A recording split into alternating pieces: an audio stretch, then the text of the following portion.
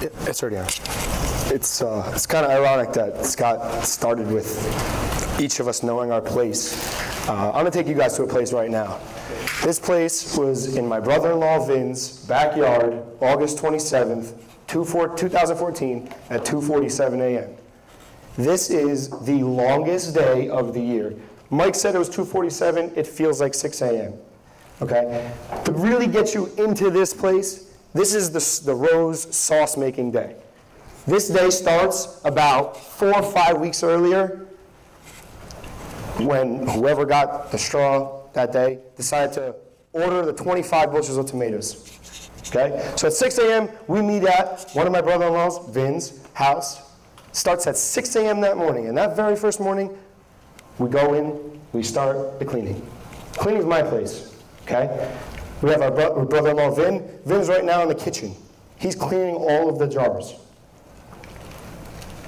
Right down the driveway, we have Mike. Mike's at his sauce machine. 6:15, sorry, left Anthony. Anthony is at the big 400 water pots, boiling the tomatoes. All right, so everybody can see that in a big yard. It's about the size, one of Mr. Parker's greens. Okay. 6:15 comes, it's our first beer break of the day. Okay.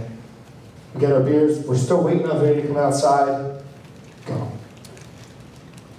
Hey, where's Vin? When's he coming back? I don't know, he's doing something in that kitchen. He says he's cleaning the jar, but I don't know what he's doing. Dude, you know, I'm sitting here thinking, I don't know how we're going to be able to make 4 times more next year. I mean, we've been sitting here doing this every single year, making the sauce, and I love it. But how are we going to make sauce for Dan? I mean, he's getting married in April. How are we going to be able to make the sauce for him, too? His wife's going to take up some of the sauce. How are we going to do this? Well, the only way we're going to do it is if we stop bitching and keep working. I just don't know how we're going to do it. I just can't see this happening. Every single year, we just keep making more and more and more. How are we going to do this? We're just going to do it. We're going to follow the system that we have. We have a very easy system. Dan, you washing those tomatoes? Yep, tomatoes are going through. We've got 3 pots, all of them are going. Ready for your boiling pot. Cut over that one's out. Hey Vin, how's the washing going? We're from Jersey. We have to have it in there. You know, this is just never going to happen, guys. I just don't see it happening unless we actually sit down and make a system. Geez, it sounds like we're at a strategic planning meeting for Diversified right now. I've never told you about it. Actually, you know, we keep talking about how to make this thing bigger. Every single year we come up and we say, okay, we're going to make the recruiting process in terms of our washing station. We sit there and say, yeah, we're going to do it. Each one of us have a spot on the team. It actually works. I think we got to move this into our business. We want to grow. I think we reproduce this in our business. Yeah, we do well with the sauce, and it's not gravy, the sauce. When we make the sauce at home, every single time I need to be able to go into the cupboard, I can grab some tomato sauce. But how are we going to do this in our business? I say we talk about that tomorrow when we're not drinking. What do you say? Sure. All right, let's do it. Who said we're not drinking tomorrow? You know, we sat down one day, on that day, August 27th, and we said, look, this is the process. We sit down, that's all the sauce that comes out. But there's a process. The first is the washing station, right? Dan's there every single day. Every time we do it, we got the tomatoes out. We wash them 3 times. Every time they go wash 3 times. We go on to the cooking station. Ant's got the pots, right? He's sitting there boiling them away, making sure he doesn't burn himself like always. And he's sitting there boiling those tomatoes. They got to get to 212 degrees. If they stay at 211, we have germs. But they got to steam. They got to get to 212, right? Next spot. We got the sauce making. We grind it up. We mill up the whole tomato. The whole thing goes in there, and it goes in there multiple times.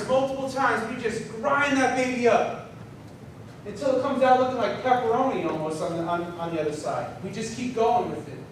And finally, there's Vin. He's bottling.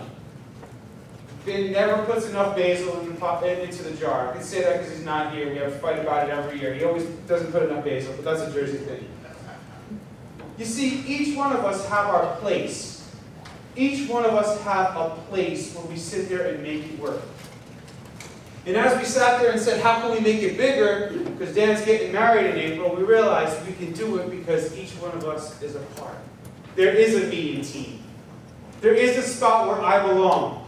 There is a spot where Dan belongs. There's a spot that Anthony belongs. And believe it or not, even though we married my sister, there's a spot for Vin too. Even then. Right? There is a me. And I'm involved in every, I have my spot and it works for me. It's funny that Scott had mentioned, we all know where we belong, we have a place, because that's exactly where we're going today. Each of us have a place that we belong. So often it's how could you think of a team as me having an I? And rightfully so. But there is a me. And we want to share with you the 4 me's as they relate to our business. Last year, we closed out the year looking at that number. Sorry. 137. It was exciting to see 357 courts. But on December 31st, 2014, that number maybe gave us nightmares. 137. 137. We couldn't sleep with the number 137. Even now looking at it, it gives me the chills. Why? Let me tell you. From August 4th, 2015 through December 31st, 14, Diversified, along with our new partnership at One Life, contracted 137 people. 137 people said, we want to work with you. We like this relationship. We want to make this happen. 137 people said, we want to go to the next step with you. That sounds great, right? Everybody's excited? 39 people got leads. 39 people received leads from the system. That's a scary number because it goes less. Only 12 of them produced. And when I say produced, I'm talking 1 app, maybe, that probably didn't even place. Right? At the end of the day, 137 contracts produced $20,000 worth of production. I hate the number 137. And we're sitting there saying, how can we do this with the tomato sauce? The tomato sauce has a station. Each of us have a place. Each of us make it work. Why aren't we doing this in our business? And we needed to rethink everything. We said, okay, look, from now on, we're looking at our business in 4 ways. Along the way, no one's getting lost. No one's getting lost. We're going to make sure that this thing is just popping it out every single day. We're able to keep looking at it. So we said the first step is we're going to have the washing station. That's the recruiting station, right? It's the cleaning area. We just clean them all up and make them go. The next is the cooking station. That's where the meaningful engagement occurs, right? We cook them up to 212 degrees. The next station is the milling station. That's deployment. Deployment for us, onboarding for us is where a person says, I'm interested. I have a little bit of interest in working with you. I might want to go to the next step. Any place from that spot where they say maybe, all the way through until they contract, which that word we stole from you guys, so thank you. And Adam has done an awesome job to give us an example of that. We said, okay, from the contracting, it's sort of interest all the way through onboarding, that's our cooking stage. The next stage is the deployment stage. Person contracts with us, from that moment all the way until they get their first lead, they're in deployment. And we're going to watch it. And finally, actualization. Actualization is continuing to happen to this day for every agent we're with. And we're jarring them up all the time. That's how it's broken down, and we want to share with you how these things work in our business on a regular basis.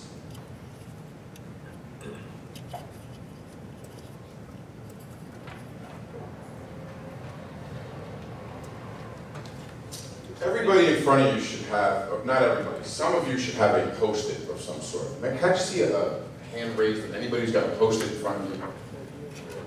Yeah. Should be roughly about half of them. Okay. I want everybody in here to find someone with a Post-it and pair up. Just get next to them, you're going to talk, you're going to just have an easy conversation. You guys have it easy. It's okay. That doesn't have one. I want you to find someone that doesn't have one. Look, I want someone with a Post-it to be with someone who does not have a Post-it. I do have a Post-it. No, yeah. If you got one, find someone. Post-it. Doesn't have one. You got somebody?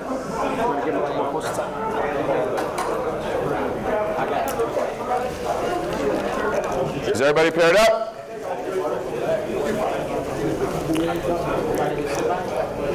Okay, those of you in the pair, you guys don't have someone without a Post-it yet? All right, there's got to be some people back there that don't have Post-its. Who doesn't have a Post-it? All right. One of you guys throw your Post-it in the garbage and partner up. Now, those of you with the Post-it, you have a very, very, very important job. A very important job. You are going to actually have a job just like Mr. Glanton has today. You're going to be a judge. Everybody with a Post-it. We're just going to take 1 minute, and I want anybody with a Post-it to turn to their partner and say, what do you do for a living? Go.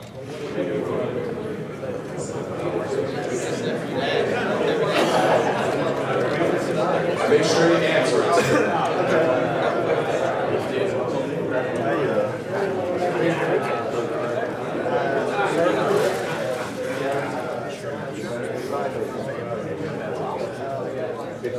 Everybody answer the question to their partner. What do you do for a living?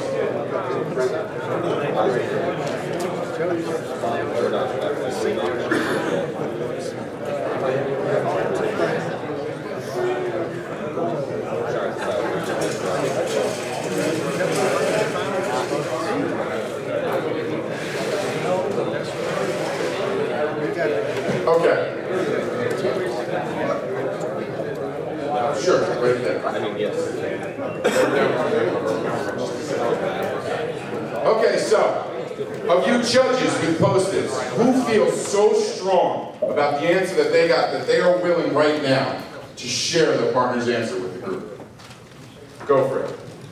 What did you hear? Yes. Educate, influence, prospects, and agents. Educate, influence, prospects, and agents. Okay, you like that? Okay? Huh? Okay, what else we got? Sell final expense, make life-changing events for people. So final expense and make life-changing events for people. Okay? What else we got? Help people help themselves. Help people help themselves. We like that? Absolutely. But what do you got over here? Build relationships. Anybody else? Helping folks. Helping folks. What do you got? Student ministry. Ministry? Very good. Okay. Let's get 4 people, 4 of those answers to come on up here. The people who actually said the answer without the Post-it. Come on up here. I like building ministry, so come on up here. Who said you said your answer, please? One of you guys, come on up. You need both or just one? No, just the person who said the answer.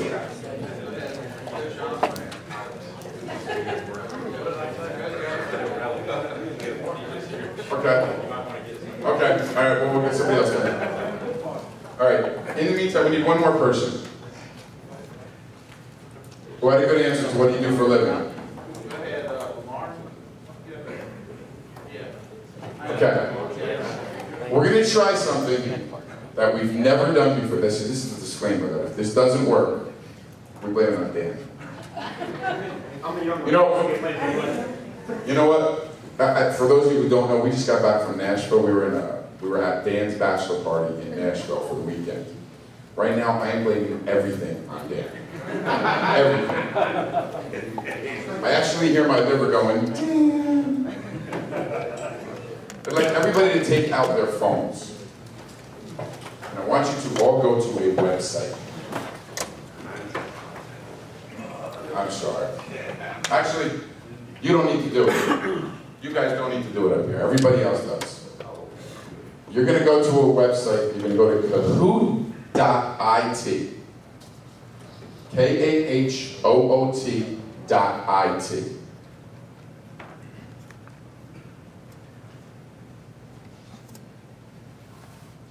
What's going to happen is these 4 people are going to give you a little pitch right now, a little recruiting pitch. And the winner is going to get $25 in cash. You guys are going to judge who the winner is. And they won't even know who you voted for because it's going to be through here. But we're going to start with you, Joe. Let's say you are at a store. You can put the pin in right now, but don't start it yet because you don't know what it is. The pin is 244882, and then they're going to ask you to put your name in. So, you are walking through a department store, and you stop to buy a pair of pants. And the salesperson comes over to you, starts talking to you, and says, you know, you look like you're a pretty well-dressed guy. What do you say? What do you do for a living? What do you say? How do you respond? I just basically say, I'd like to talk to you sometime when they have something to be interested in, not just a business card that you can get on. Maybe we can have lunch. What is it that you'd be interested in speaking to me about? Talking to you about the issues. Matter of fact, I've got another card that I can give you, that you can call in on that at 5 o'clock on Thursday afternoon. And either one, we did go with our insurance, if they like those insurance. And I said, when I do the call, Okay. Okay. Did everybody hear his answer? No. Remember, there's a number you can call into. We're in the insurance business. Call in, you can listen to it. You said a couple other good things. Lamar, stay at the hotel? Yes. When you checked in today or last night? Last night. You checked in last night. That young lady up there, she has no idea what one life does. None. None whatsoever. And she looked at you, she said, man, you are a good-looking guy and you look like you got a lot of money. What do you do for a living? Actually, I help people make decisions. Do what kind of decisions? Decisions that will help them financially. Okay, thanks. Well, are you happy here? What you want to make? No, I am not. We should talk about that. So your key questions going is, are you happy here? Are you happy? Okay. All right, everybody's got it. We're gonna go with Joe's number 1, Lamar's number 2, because you're gonna see when the test comes up, it's 1 and 2. Keith, you coach baseball for your son, and you have an assistant coach there. And the assistant coach says, man, you seem like you're a hard worker. You're always running in to the practice. You're always running out because you got to get to work. You seem to travel a lot. What is it you do for a living? Well, simply, Anthony, what I do for a living is I build relationships with people just like you and just like our team here. And I know that if we can put those relationships together, we can form a winning combination as long as we have the right attitude and put forth the right amount of effort. In what business? I'm actually in the insurance business. The insurance business, okay. Okay, so you do like home, like you protect people's houses and cars. Well, actually what I do, Anthony, is I'm in the final expense business, and I help people take care of their final expenses. And when they pass, the number 1 expense someone may have is paying $10,000 to $15,000 for their funeral, and I help make that possible for their families. All right. Very interesting. Would you like to learn a little bit more about that, Anthony? Actually, that sounds like a great idea. How do I do that? Well, after practice, we got a practice that's going to be going on here for about the next hour and a half. So I'll be glad to get with you after practice and we can talk about it. Okay, great. Thank you. Yeah. You are simply walking down the street. Simply walking down the street. And you stop at the mailbox. And you just bump into someone who's going into the mailbox at the same time. And that person says, boy, you got a lot of mail that you're dropping in there. What is it that you do that you do so many mailings? Well, what I do, I use a little instrument called insurance, and I help people protect their loved ones. Wow. Can I get some of that? Sure. Could I have your phone number? I can give you a call. Okay, you heard yes. She's going right in for the phone number. So you gotta remember, I don't need all this stuff. Well then, if you taught Keith all that, it's going to be interesting to see if the student surpasses the instructor.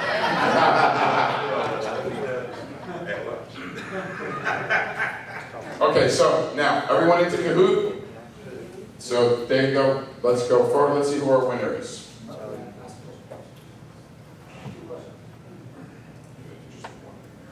Okay. Which answer would entice you the most? Would it be Joe, which is number 1, Lamar number 2, Keith number 3, or Gail number 4? To find out more information.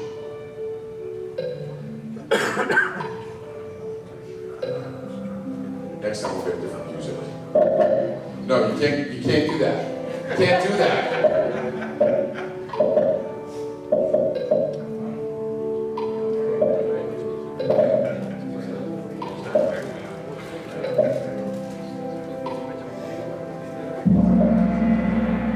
Okay, we got 48 answers. And the winner is Keith with 27 answers. Good job, Keith. All right, guys, sit down. How much did I say? All right, we'll pay you after. 27 answers. Now, why? Why did you guys like Keith's more? Anybody who wants to be honest and say that they voted for Keith could go for it. He sounded more confident. More His confident. approach was more, like he was very adamant about what his intentions were, very important. Okay. Who else? Yes, sir. His pitch was natural. His tone was natural. He had his conversation. He was relaxed. It wasn't like he was prepared, rehearsed, pitch, elevator pitch. It was just a conversation. Okay. Like he sat there talking to his buddy. Here's what it is. Which carries a Okay. lot of weight. Okay. And that's very similar to confidence as well. Who else? What else? He didn't sound like he was ashamed of what he does. Right. Okay. Not ashamed. I hope not. Who else? Who else voted for Keith? One more. There's 27 people that voted. There's 27 people that voted. There's 4 that spoke up. So there's got to be one more. You voted for Keith as well. What did you say? Why? He took control. He asked questions. He didn't just leave. You were in control. As you were talking, you lost control, and he was in charge of the conversation. Correct. Correct. We should be able to approach anybody to discuss what it is that we do for a living. We should never have a fear, and that's why I threw out silly situations like dropping mail in the mailbox, or a coach, or whoever it might be. How often do people ask us, what do you do for a living? And how often is your answer different? I bet you that you will change your answer. If we had 35 people do that, I bet you we got 35 different answers on what it is to do for a living. For the most part, guys, we all do the same thing. We influence and positively impact other people's lives. We have opportunities for people. We're forgetting that we have opportunities for people. And when people ask us for a living, we say, we're in the insurance business. We forget we have an amazing opportunity in our pocket that we could put out there for them. And yes, you did ask the most amount of questions. And the people who ask the most amount of questions do keep control. That's a cold lead. Let's go to a warm lead. Let's go to someone who saw your ad on the internet, who calls you after they saw their ad on the internet, or someone who had a friend that knows about your job, someone who comes to you and says, hey, I'm interested in learning a little bit more about your opportunity or your job. Let's go to Kahoot again. A person calls you and tells you that they have worked for Lincoln Heritage for 3 years. What do you say? The red is, can you start tomorrow? The blue is, tell me about it. The orange is, we have free leads, how much do you pay? And the last one is, what's your contract level? Go. No, you should still be in it. Same. One out. 24482. 24482. 244 882.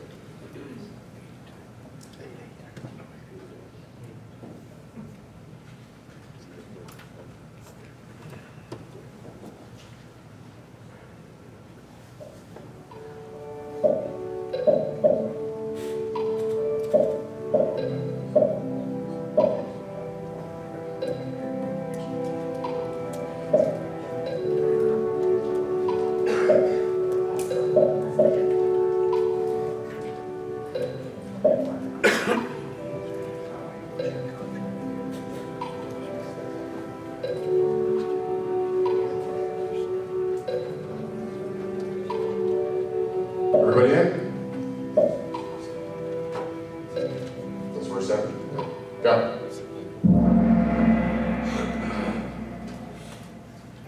"34 people said, tell me about it. 8 people said, we have 3 leads. What do you pay? 5 people said, what's your contract value?" I'm impressed that no one said, can you start tomorrow? Now my first question is, how many of you were thinking, can you start tomorrow? You're the only honest ones, sir. Who said, we have 3 leads, how much do you pay? 1, 2, 3. How come? You said we have 3 leads, how much do you pay? Okay. How come?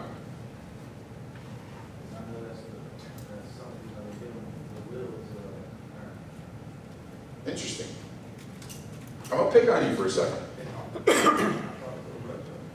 Okay?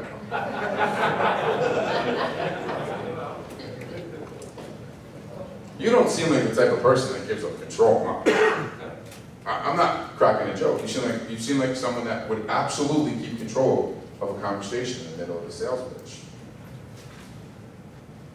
What do you know about that person?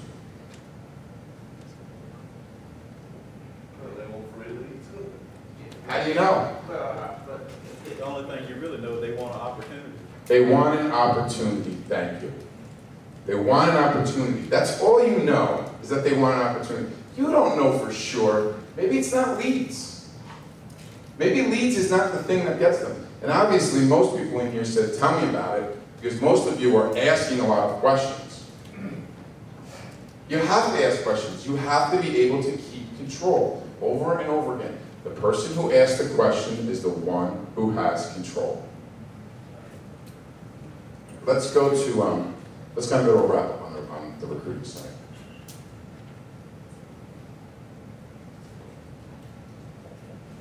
So, when we talk about mindful empowerment, being able to give people an opportunity, our washing station, our recruiting station. Recruiting, number 1, must be intentional. Do not sit around and just wait for people to call you. Do not sit around and just think someone is going to call you and say, hey, I hear you have a fantastic commission-only position that I really want. Because it's not going to happen. Anybody ever get a phone call like that? No. And if you did, it was because they didn't make it everywhere else that they would. You have to be intentional. You have to make sure that you are recruiting on a regular basis. Everyone you see, I don't care who they are. It's an opportunity. Share what you do. How many people in here love what they do for a living? It's the whole room. This room should be doubled next time we have a meeting. Sharing. We share with you guys should share with us. Anything that you are doing that works for recruiting, share with your manager, share with someone that's in your downline, share with the person sitting next to you that you have no idea who they are. Share. Sharing goes a long way. Staying in control. You are one of the greatest recruiters I've ever met. Got to make sure you stay in control. You have to make sure that you are always asking the questions. A very simple answer is, earlier when we were talking about the baseball coach who asked you what you do, I thought you did a fantastic job, but I probably would have said, by the way, what is it that you do? Because to be able to ask questions, to get people to talk about themselves, means you genuinely care. You have to ask questions, and you will be in control. selling a system. Not everybody wants to come work here because there's free leads. A lot of people like it. We do have free leads, but the truth is, many people have been given a box of supplies and a pat on the back and saying, go get it, Tiger. That doesn't work. We have a system that works. Yes, we have lots of people who come on board and say, I don't need your training. Just give me the leads. How many of those people are still on your team? Any of those people ever work out? Yes, as a matter of fact, there's a number to prove that. 137.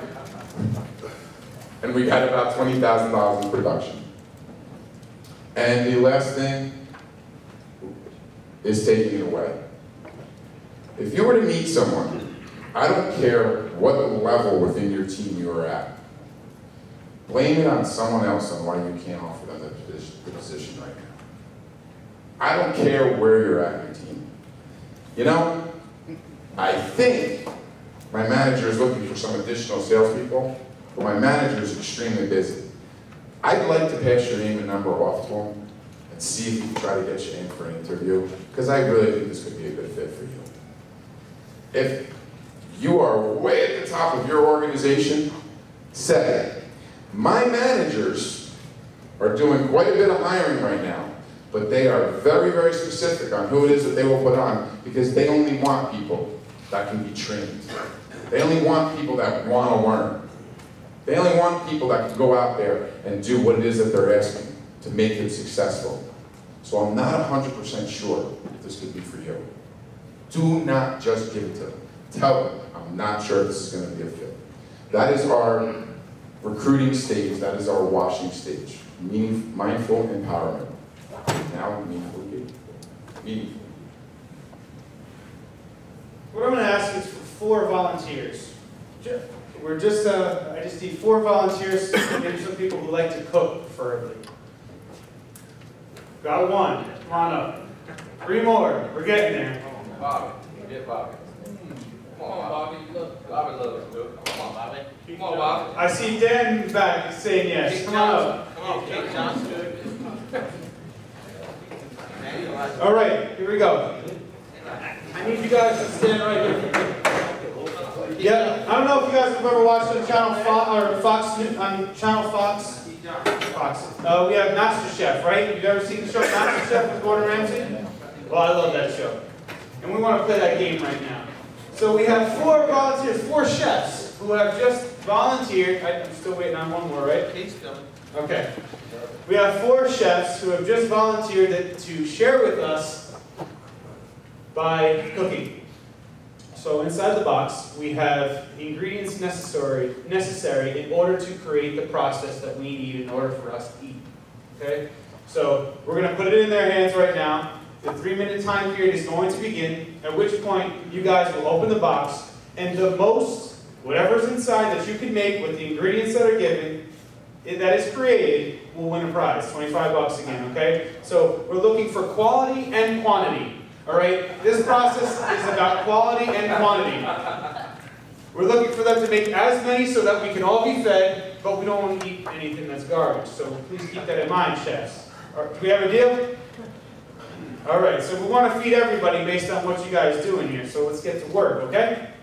On your mark, get set, go. Peanut butter jelly time, peanut butter jelly time, peanut butter jelly time.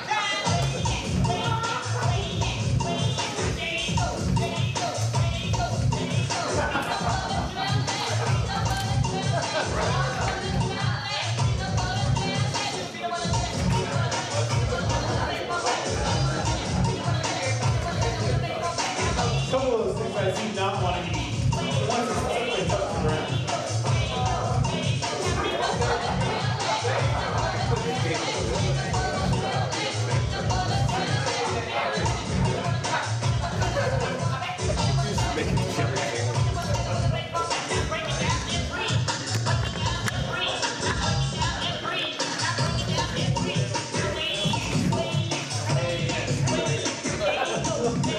We got fingers in the peanut butter. There are fingers in the peanut butter. You forgot the knives? jelly sandwich. They said, hey,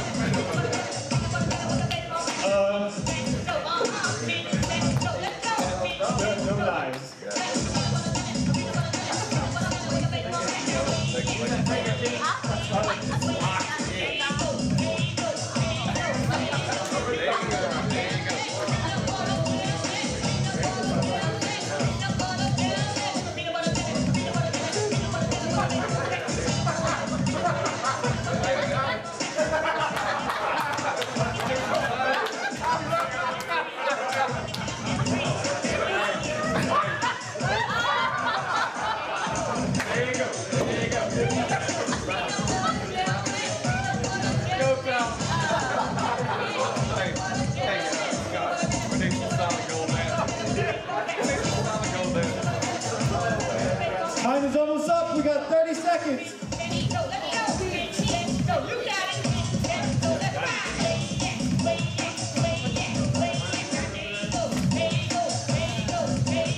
15 seconds. I don't think anybody wants to eat these things after your hands are done. 10, 9, 8, 7, 6, 5, 4, 3, 2, 1, time! All right. Wow. All right, let's take a look at this. So, wow. So we have Bobby's in the back, which, well, Bobby's eating it. Don't eat it. Those are one of Bobby's. Okay. And we have Daniel's, which are, well, some of these, which we obviously have to take out because there's no quality in some of those. We have a bit of a mess from Tyler. I don't really see any that work. Maybe. However, Keith's, I don't even think it's a competition. He's got it laid out here. We have 12 beautiful peanut butter and jelly sandwiches that if anybody would like the extra germs that come along with his hands, we welcome you to eat some of those. We had a little mistake here. We forgot the knives. But, he didn't use his hands, did he? He made, he did. He squeezed Oh, he squeezed too. Look at that. I'm gonna eat one. I'm putting that over here. All right. Thank you guys. Keith is absolutely the winner. All right. I should have asked you guys if you have a peanut allergy before we brought that up. Look, we try to do things a little bit different in our approach. So we were talking about cooking. We have a little master chef, right? And we look at the process that was kind of handed to them. First of all, they didn't know where they were going, but immediately, as soon as the box was open, we knew exactly what we're doing, right? We didn't know exactly how we're going to get there. I guess we planned it that there's no knives, right? So they got to figure out different solutions. Oh, they're upstairs in my dress. So we have to come up with a solution right away. We needed a process. And honestly, that's where we're going for this right now. At the end of the day, we can sit here and look at all these different sandwiches and say, yes, some of these will work, some of them won't. But if we don't follow a process to get us there consistently, to get the quality and the quantity that we want, we end up with 137 people contracting and only 20 of them actually producing and not even much business. Because we lost people along the way. We got people in the door. We did a great job getting them in the door. That was easy. We got them excited. We sold them. We sold them right away. But at the end of the day, it was all about the process, all about the event and not the process. We lost them along the way. So what we decided was, for our business, we're going to focus a great deal on the beginning onboarding process. And here's where we went with it. We looked at observations. Derek was instrumental in his conversation with us to getting there, and I think he was a little upset with me because I didn't want to go about this path. We were talking about prehabbing and rehabbing last. And I was looking at observations and saying, we shouldn't do observations. It's too costly. And when I say observation, obviously that means putting a person in the field and letting them see what we do for the whole day before we contract with them. We stopped that with those 137 people. We said, no, we don't need that. That's too costly, costs too much. Let's eliminate that from the process. Instead, with our process, what we're going to do is we're just going to put them right out there. Get them contracted and give them some leads and a box of supplies and go. We sat down, we said, wait a minute, too much rehabbing here. Too much things aren't going along the right way. We need to prefab 2, sure. We need to sit down and figure out how to make this person successful from the get-go. So we said to all of our managers, we're going to go, every person that comes on board with us, before they contract, they have to go in the field. They have to see what it's like. We did that. We used to do that for many, many years, but we lost it in those 137. We said we're not doing that anymore. Now, every single person that comes in the door, they're going out in the field, they're going to see what it's like. That's for our benefit, and guess what? That's for their benefit as well. Why? Well, because at the end of the day, if we go out in the field and we see what they're doing, first of all, they know the goods and the bads of the business, but also we find out the goods and bads of them. The secrets come out. We find out all the secrets that they kept us from us in the initial interview. So we want to put it out to you guys. Who in this room is doing an observation? We're going to Kahoot. We're going to Kahoot. Who here does an observation? Who brings a person out in the field with them and lets them see what they're doing in the field before they go? Oh, we got a new code for this one, okay? I'm sorry. We have a new code, and here it is. Ready to join? It's coming up. 538-547. 538-547. B, 538. There you go. Okay, here's the crew.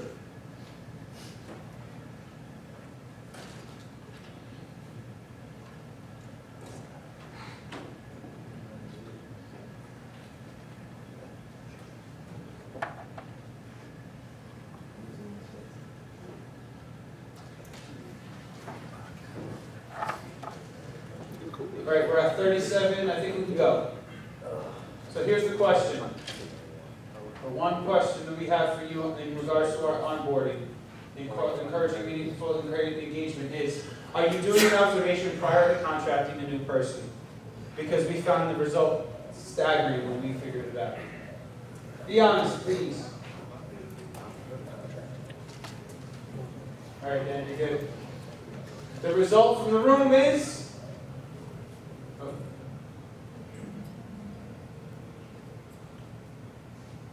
23 out of 17 are saying, yes, I do.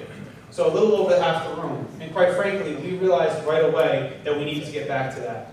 As soon as we realized that, we can go back. We said to our managers, what do we want to ask in observation? Because maybe you're not asking the right questions when we talk to our managers.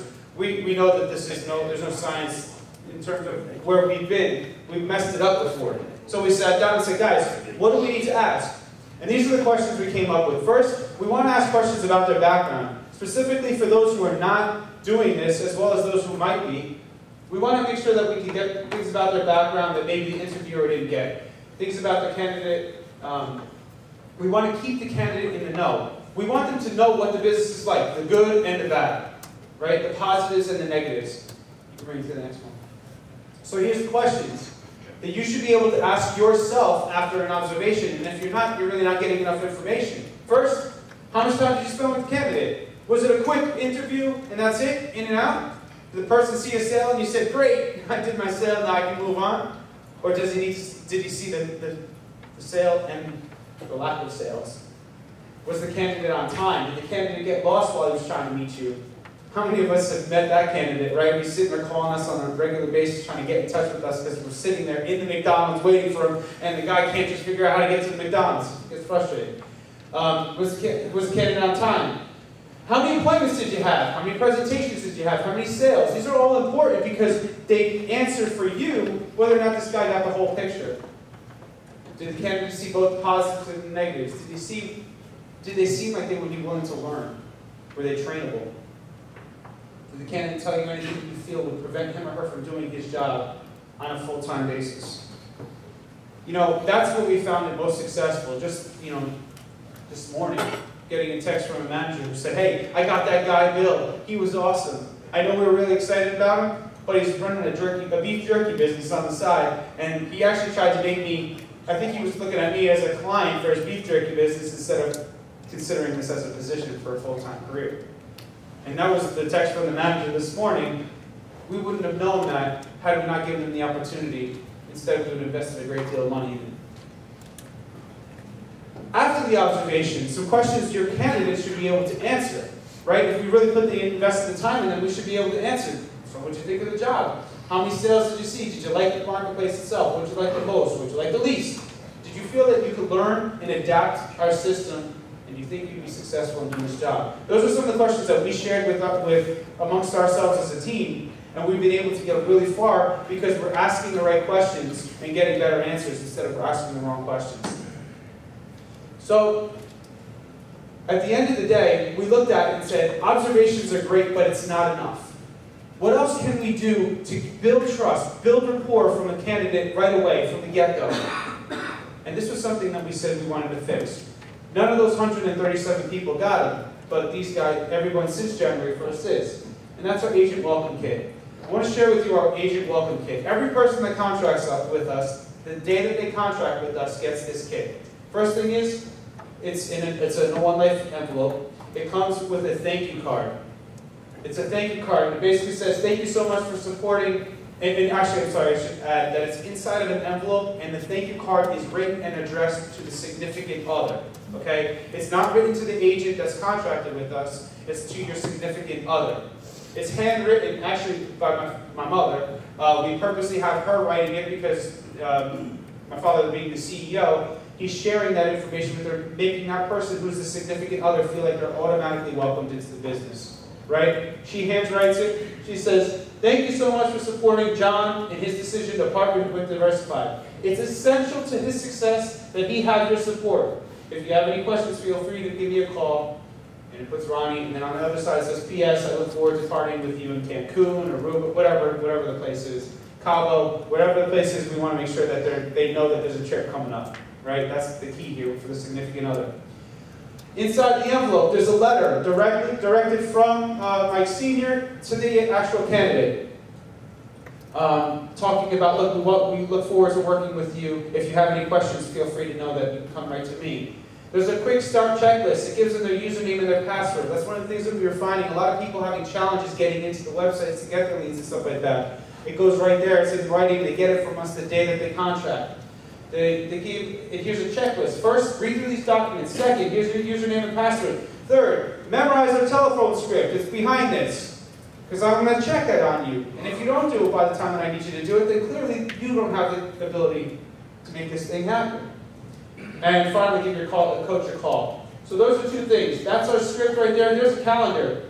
I'm sorry, I'm just moving fast here. There's a calendar. This is the next few months. These are the things that are coming up. And your number one goal during these 3 months is to qualify for the next trip. $3,000 and you'll get 30 free leads is what you need in order to make that happen. So it's in writing and they can see. We just kind of threw that one in there. We have a flyer for Cabo that goes out there. So the significant other, if they open it, they see, that's, wow, I want to go there, right? We have the different contests that they can qualify for. So it's right in front of them the second that they contract with us. We felt that this has been able to increase our ability to build trust and rapport with them. But ultimately, the biggest thing that's been able to increase our rapport is our pipeline. And our pipeline is basically just a simple database that every single person, the day that we go on an interview or talk with them, all the way through till they qualify for Rookie Fast Start, they're in our pipeline. And we look at it every single day. And every manager that's with us, all of our employees, every single person looks at that thing and says, where is this person at? Why are they not to the next level? It's been 3 weeks since they contracted. Why didn't they get into the training portal yet? It's been 6 weeks since they got their first lead. We haven't seen a piece of production. Let's get them out. Let's go. Let's move on. You know? And we're constantly looking at that pipeline to keep it updated and stay on track. Because the fact is, if we lose contact with these people, they have no reason to produce. If we don't do our part to make sure that we're building that one-on-one relationship, building that rapport, building that trust, we haven't been able to get anywhere in the first place. So we're going to share with you a video that kind of helped us see that. It supports our intentions because we felt that we were too focused on the end result, right? We were too focused on just pushing and pushing and pushing as many sandwiches out as possible on the quantity, and we lost sight of the quality. So we said we need to start looking at the process. And this was just something to help us see that. Whoa! Hello, I am the event, and I'm the process. I follow the event. Yeah. Not to insult anybody here, but I'm usually the one who's unforgettable. I start things off by paving the way for the growth that people are going to experience in their life. It's true. He is pretty special. I mean, look at him. He's got sizzle. He's flashy. He's fun. And that's why people attend events. People love him. Yeah, I hate to say it, but I'm not even sure why people need anything else but me. I mean, come on, I can be a concert with smoke, electric guitars, and special effects. Feel it. I feel it. Or it could be a conference or a weekend retreat where you go to learn a bunch of new stuff. Or it could be a summer camp where you leave at the end of the weekend on an emotional high. Yeah, frankly, I'm the bomb. I'm everything a student needs. Well, not everything. I mean, let's be real. What? What more is there in life than the glitz and glamour that I bring on a weekend? Well, for one, real life change. I mean, can you change someone's life? Well, no, but people think I do. They even say so. But do you really change anyone's life? I mean, permanently. Well, no. But I start the change. Well, sure, but that's why they need me. I'm the process. I'm the journey they take in the weeks following you, where they discuss and apply what they've heard from you. I actually change their life. Life change is overrated. I may not come across too sexy or glamorous or even memorable. You got that right. I'd rather read a phone book for a day. But I'm real life. I'm a small community that gives people a chance to dig deeper and hold each other accountable and offer support as they grow. But everybody loves me, don't they? I mean, come on, I represent a big crowd, man. Come on, dance! No, you shouldn't dance. Don't do that. Sorry. Well, sure. I mean, experiencing an event in a big crowd is, well, it's easy. And the real work of life change happens in the weeks that follow an event, when people decide to practice what they learned there. This usually happens in a small group. Small groups? That's what it... Oh, I've got to sit down. I can't breathe. It's okay. You're still important. Yeah, I'm important. People just use me for the adrenaline rush. Let's face it, I'm just a cheap one-night stand. No, wait a minute. People still need you to challenge them. You do get the process started. You're like the wedding before the marriage, or the birth of a baby before the parenting begins. Really? Sure. Actually, you and me, we're a pretty good team. I mean, you challenge people, and then I follow you and change people. Okay, I get it. So, we're kind of like partners. That's it. Kind of like a marriage? Yeah. Sure. Wait, where are you going? I have needs.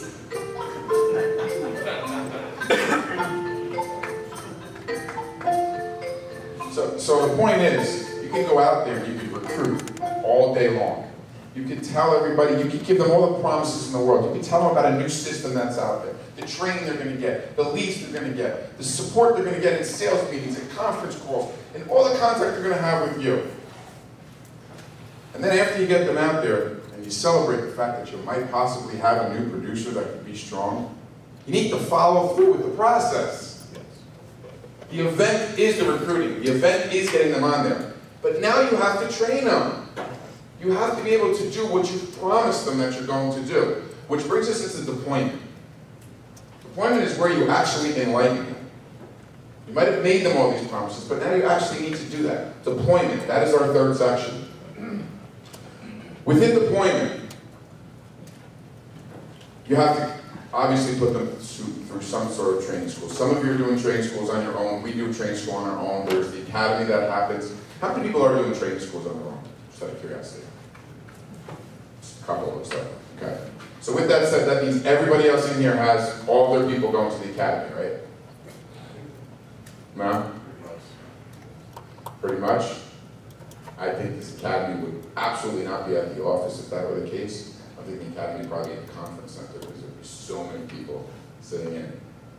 There's training that's being skipped. And a lot of times it's being skipped because the agent is saying, don't worry about it. I got it. I understand. I know what to do. That's an unacceptable answer. You need to put them through some sort of training school. You need to do some sort of field training with them. So just very quickly, how many days in the field are we doing field training? 1 day? 2 days? 4 weeks. Jamie? Weeks. What else? Anything else? Anything in between there? Most people think, are most people leaning towards the 1 or 2 days, or are most people leaning towards the week to 2 weeks to 3 weeks? We do 3 before they even go out. Before they even go out. Okay. So that's the proper field training. Because realistically, and we try it all the time, but we always regret it. It doesn't work when you only train for 1 or 2 days. We try it. I'm sure there's plenty of times you take someone out for 2 days and go, even though I can't stand this guy, I wish I had more time with him. No, that's 2 days a week. I usually do 2 weeks in a row, but 2 days out of the week. 2 days out of the week. So essentially you're spending a week with the person in the car. Okay. All right, got it. But that's being skipped quite often because people are telling us, don't worry about it, I don't need the training. They never make it. You must be able to train people, enlighten them. So, during that 12-week period, that rookie period, when we speak of deployment, we're talking about up through their rookie fast start. Let's say someone goes out there and they do some business. Let's say actually they do a fair amount of business in their first 3-4 weeks.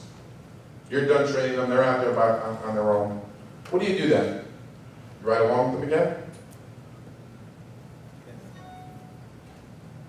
All right, everybody stand up.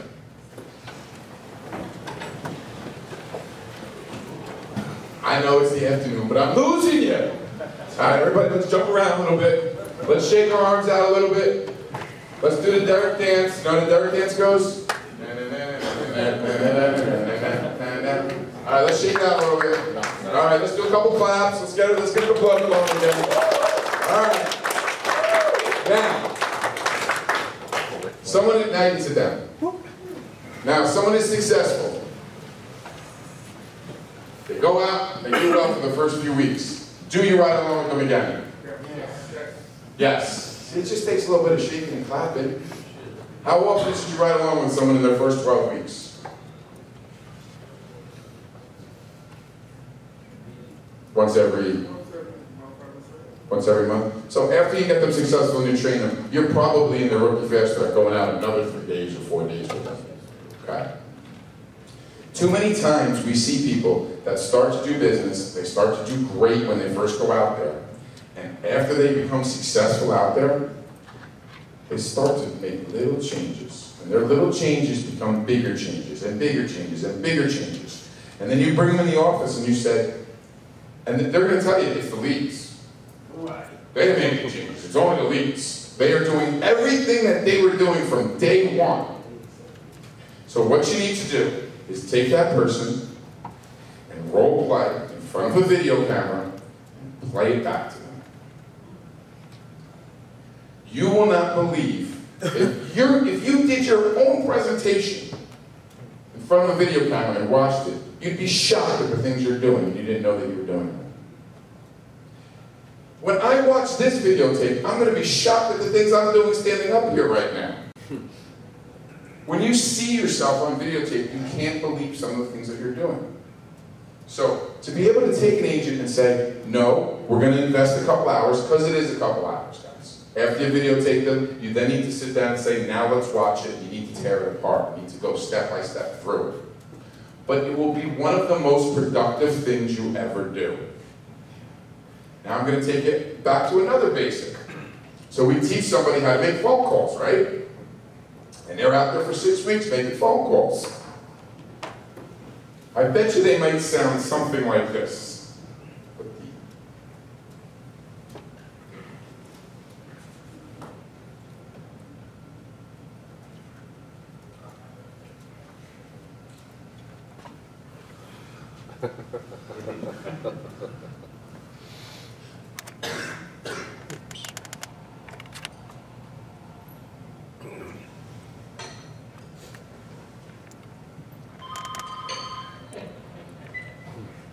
Hello? Hi, Mr. Davis. This is Ron calling from the Daily News. How you doing this morning? It's Davis, and I'm not interested. Okay, I'm sorry to bother you. Have a nice day. Wait a minute. Wait, that's your pitch? You consider that a sales call? Well, You know, I get a call from you guys every Saturday, and it's always the same half-assed attempt. If you guys want to close me, you should sell me. Alright. All right, start again. Okay. Hi. This is Ron from the Daily News. How are you doing this morning? Yeah, what do you want? It's not what I want, sir. It's what you want. Ron, now we're talking. All right, what are you selling me? I'm offering you a subscription to the Daily News at a substantially reduced price. We're trying to reach out to people that have never had home delivery before. Right, so basically you're saying that everybody else who already has a subscription is getting on this one? Yeah, I guess so. All right, well, I can handle that. So tell me, why should I buy your paper? I mean, you know, I mean, why shouldn't I get the Times or the Voice, you know? Well, the Village Voice is free, sir, so if you want it, you should certainly pick it up. But the Daily News offers you something no other paper can. A real taste of New York. We have the best features, more photographs than any other daily in New York, and we have the most reliable delivery in the city. Now, what do you think? You know what I think, Ron? I think that was a sales call. Good job, buddy. So you're going to buy a subscription? No, I already get the Times.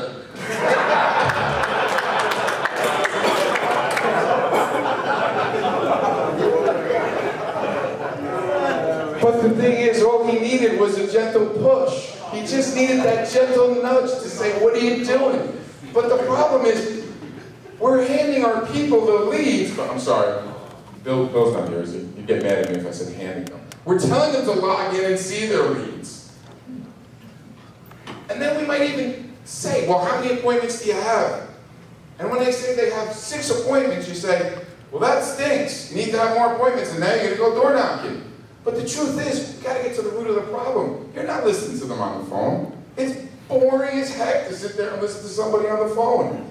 Hell, Benji did it for 3 years before he said, I'm not doing this anymore. I need to get my butt out of the field. You can't sit there and listen to people on the phone. But you know what? How about a phone session? Those of you who do have an area where you can get people into an office somewhere and you can have a little phone session with little incentive. Order pizza. Do it Wednesday night, Thursday, something like that. Order some pizza in for them and say, we're going to have a little contest. We're going to give out $25. I didn't forget I owe you $25. I have somebody else $25. But you're going to, you have to be able to have these little things that are going to help them walk a long way, because those little things will go a long way for you. We're still trying to catch up a little bit on time. Knowing the numbers is the last thing.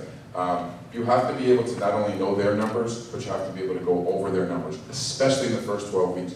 Use the rookie fast start as the milestone. You know what they have to hit. They have to hit a minimum of that $24,000. You shouldn't even be talking about $24,000. You should be talking about $36,000 with them. You should be sitting down. Everybody has different numbers. Everybody has different goals. But you should be sitting down and saying, you have 6 weeks left. This is where you're at right now. This is where you need to get to. Where do you want to get to? Know what makes them tick. Hold them to it, and hold them to some of those numbers on a weekly basis, over and over and over again. Give them what you told them that you were going to give them. At the end of the day, really what we've learned is that this process, if we keep staying on this process, we're going to see success. We're going to see it continue to happen because we can test it. We'll go back and we'll say, hey, this peanut butter jelly sandwich isn't working. How do we change it? How do we fix it? And the next step is where we jar. We take it all, we throw it together. You know, when we're making sauce, we throw it together. And this is what we call motivational encouragement. This book has been, if you haven't read it, I encourage you to definitely go on Amazon. It's a couple dollars. It's excellent. It's outstanding. It's called Coaching Salespeople into Sales Champions. And the key there, out of all those words, is coaching. Because as we can go through the process, what we've learned for our guys is that when we're leading from behind, it happens by coaching. Managers just lead from the front. But if we can get behind our guys and work with them to get them where they need to go, then we don't have to rehab. We don't have to spend time trying to fix things all the time. We can see them coming and divert from them. So what that's done for us in the drawing process is that we know our guys must have daily contact with us. All the time. Daily contact, not a text. So many times we as managers, we rely on texting as our way to communicate with our agents. And it doesn't work. Because when we text, all we worry about is the numbers. We don't become real to them. We don't find out what really makes them tick. And that's really the key. We have to know what motivates each one of our team members so that when we do put incentives out there, they matter. Not just incentives that are just about money for every single person. Some guys are just not motivated by that. Some guys are motivated by being number one or being able to work with somebody else that's number one. If we focus on incentives that are always just driven by money, yeah, we're going to see a lot of success with it, but we're not going to be able to drive every single person that works with us. So we found that we have to know what motivates our managers. And how does that happen? Well, it happens from asking the right questions. When we're spending time with them, finding out about their family. Every time I'm on the phone with Scott, or not every time, but most times I'm on the phone with Scott, he talks about how people that have influenced him the most are people that ask about his kids. And so I've adopted into my conversations with my people, I've got to ask more than just about the numbers. If the first conversation that I have with them is, tell me about the numbers, I've lost it. I'm only the numbers guy. But my number one question when talking with an agent now is no longer about the numbers. It's why did they send in the car? Why did they send in the car? And I've changed that question to show that I care more about what they're doing in the sales process because everything else will follow. WhatsApp. Is anybody using WhatsApp? It's on your app store. We have one. It's on your app store through any Apple or Android product. It's called WhatsApp. Exactly the way it's written. It has been tremendous for our team's success. At any time, at all times, I meant to put it in the presentation, you see our guys, as we're sitting here, our cell phones are blowing up constantly, all the time. Every time I look at my phone, I have 30 to 40 messages from different agents in the field. It's a way to communicate across the whole agency. And by you putting your team in there, you can motivate them through pictures, through videos, through songs, through constant texting across the team. So it's not difficult. What we found in the past is having text messages and group texts and things like that is difficult. But by being able to have it on WhatsApp, you sign the person in, immediately the rest of the team is saying, welcome, welcome, welcome to this person that just got added, and then you keep constant contact with them. I'm sorry. So we just got a text, just came in a couple minutes ago. This is from Lizandro. Just got off the phone with Nate. He had 4 appointments today and seemed a little lost. I suggested that I would have a problem running appointments with him this week. I'll be with him on Tuesday. Hey, and then it's just ways for them to be able to communicate with us on a regular basis. And if we don't get an answer to them, another manager or another agent can get an answer to them. What's a rate to this? How do I fill out this product? It's available to them constantly. Makes it different than just a text. It works really well, and we encourage you to use it. It's worked amazing for us. We need to measure progress and share. This is key for us. All of our databases, everything we put in front of our agents focuses on a weekly way to hit our numbers. Weekly, not just in terms of, okay, listen, it's $75,000 to go to Cabo, but this is how much you have to do this week. And this is how many leads you need to take in order to make that happen. Weekly, every single week, instead of just saying, good luck, hope to see you in Cabo. It's a constant thing. And that happens through social time with them, conference calls, sales meetings, and knowing their numbers, which we'll talk a little bit more about tomorrow. At the end of the day, what it comes down to is we have to be able to follow a process. If we lose track along the way, we come back to the process and we can test it.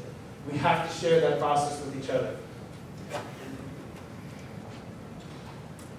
when we got together with my wife and decided that we were going to partner up in what we're doing, one of the greatest assets was us being able to share information with them and them being able to share information with us.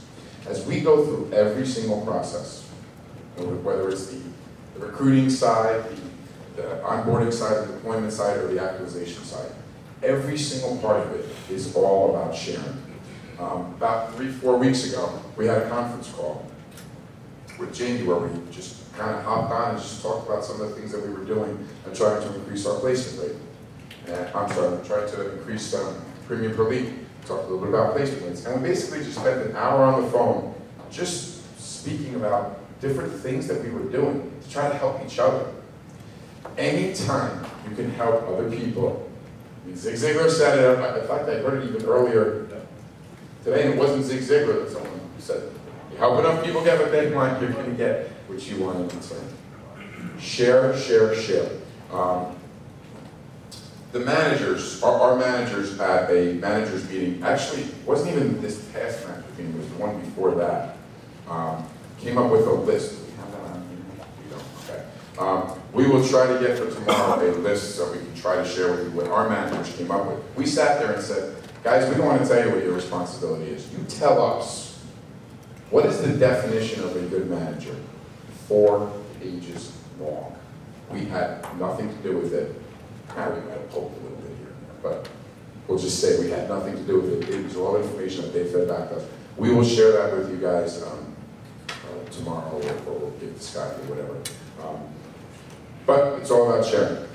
From there, I think we are going to stop because we are out of time and we don't want to be tardy and we have an hour for dinner. So, thank you everybody.